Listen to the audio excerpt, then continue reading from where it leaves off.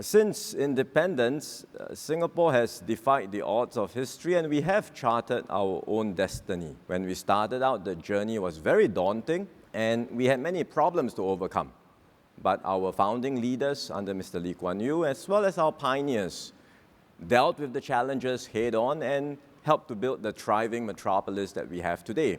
Of course, now when we look ahead, there are new challenges, lots of uncertainties around us.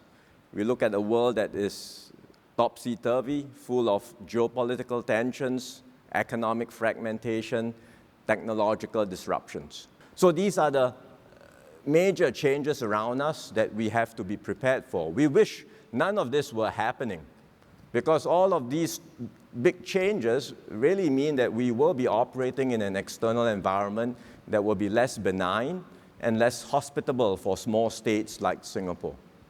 But we have to take the world as it is, not as we would like it to be. So we will just have to adapt and learn to navigate in this new environment. At the same time, I think we should take heart that there are silver linings even in the darkest of clouds. And so even in this new environment, there will be new opportunities for small countries like us. And in fact, if you look at the Singapore story, it's always been about turning every challenge into opportunity, converting every vulnerability into strength. And we are starting off in a far stronger position today. We have more resources, we are better equipped to deal with our vulnerabilities, we have a good system in place to adapt and adjust and put in place effective long-term policies, and we have a solid reputation as a reliable and trusted hub for the region and the world. So we can build on all of these competitive strengths to move forward.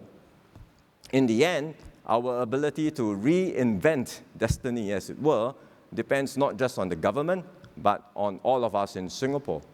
Because Singapore will always be an improbable and unlikely nation forged out of the collective will of our people.